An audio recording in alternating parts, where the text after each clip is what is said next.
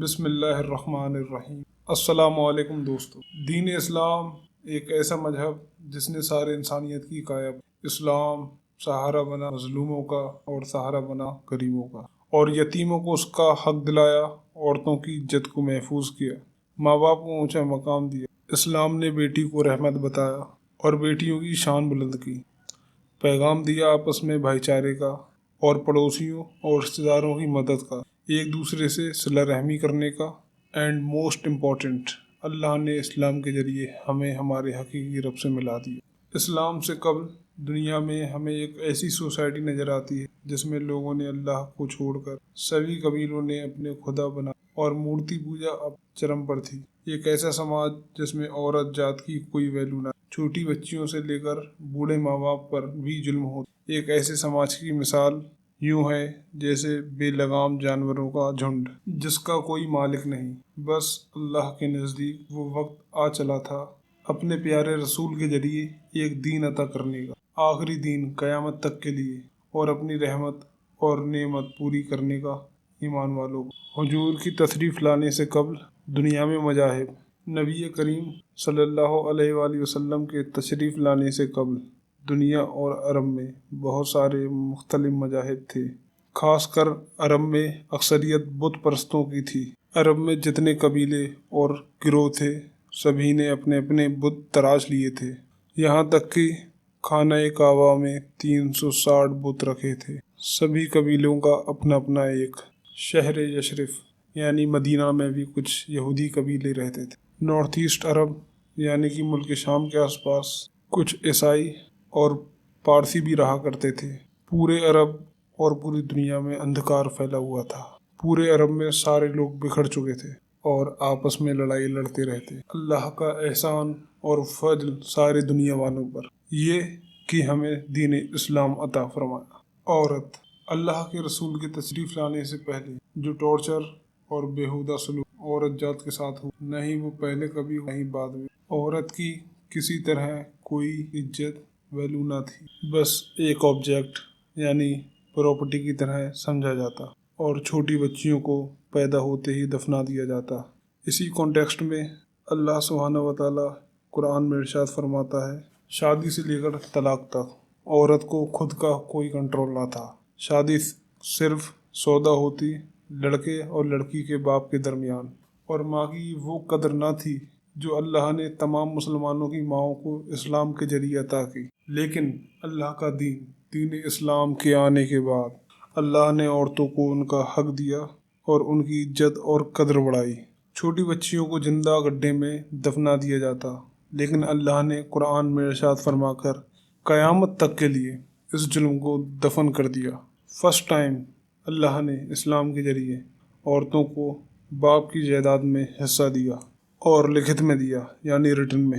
شادی سے لے کر طلاق تک لڑکیوں کو خود فیصلہ لینے کا حکم دیا۔ اللہ نے عورتوں کو حق دیا یعنی چھوٹ دی علم دین سیکھنے اور سکھانے کی۔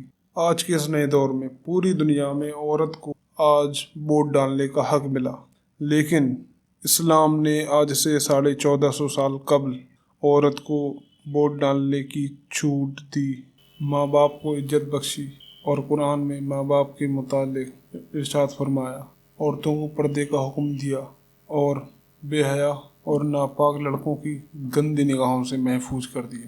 دنیا کے کسی بھی کونے میں چلے جائیں، آپ کو ہر سوسائٹی میں لوگوں کا ایک گروپ ایسا ضرور دیکھنے کو ملے گا جس کی مالی حالت بدتر ہوتی ہے، یعنی مالی حالت اچھی نہیں ہوتی۔ انہیں اپنی زندگی کی ضروریات پوری کرنے کے لیے اتنی دولت نہیں ہوتی ہے کہ اسے پورا کر سکیں۔ ایسے غریب اور بے سہارا لوگوں کے لیے اللہ نے انسانیت کو زکوٰۃ عطا کی۔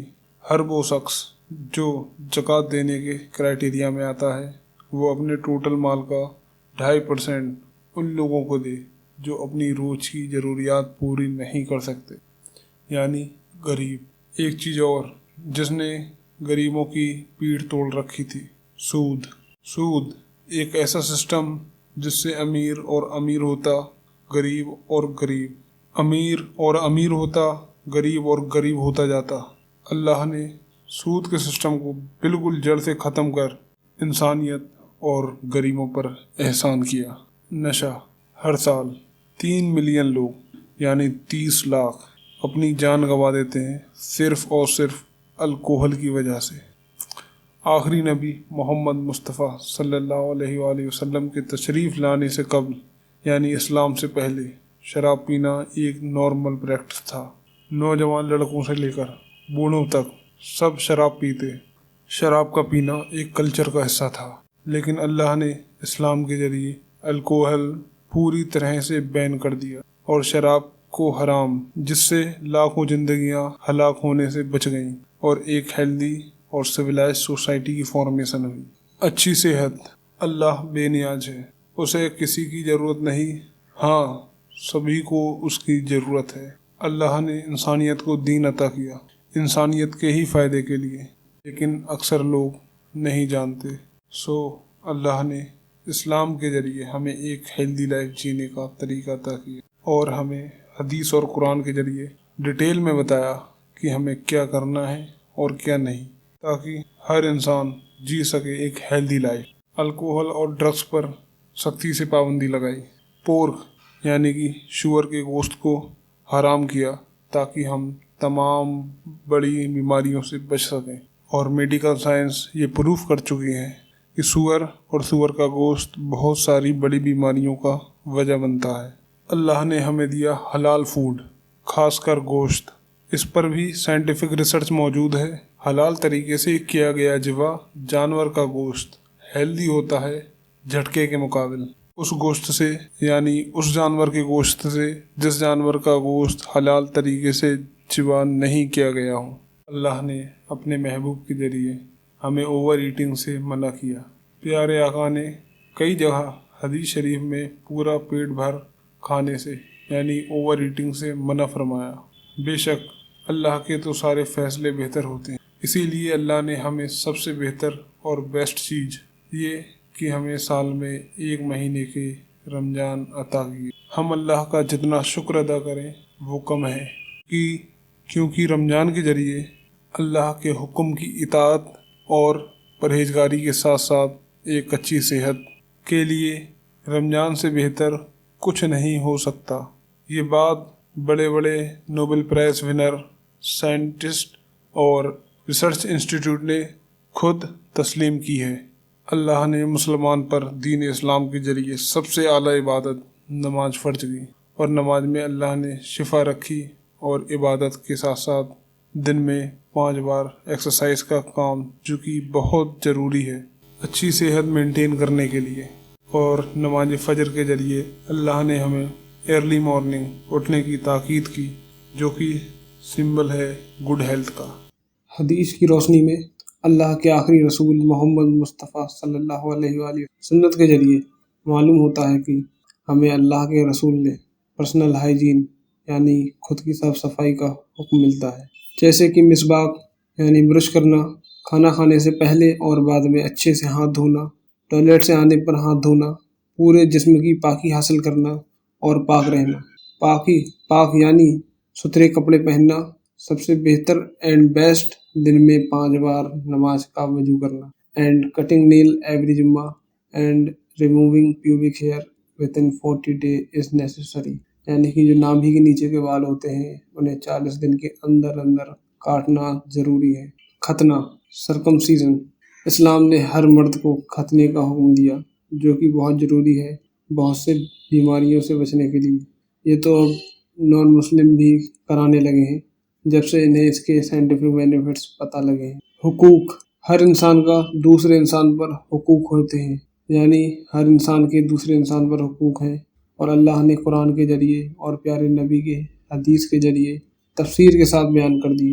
اور آج کے اس نئے زمانے میں جو اپنے آپ کو سیکولر اور لبرل بتا کر ہیومن رائٹس کا ڈھونگ پیٹ رہے ہیں، انہیں یہ بات ضرور معلوم ہونا چاہیے کہ جس ہیومن رائٹس کی وہ اس نئے زمانے میں بات کر رہے ہیں، اس سے کہیں گنا زیادہ انسانی حقوق یعنی ہیومن رائٹس اللہ نے 1450 سال پہلے اس جاہلانہ دور میں انسانیت کو عطا کیے۔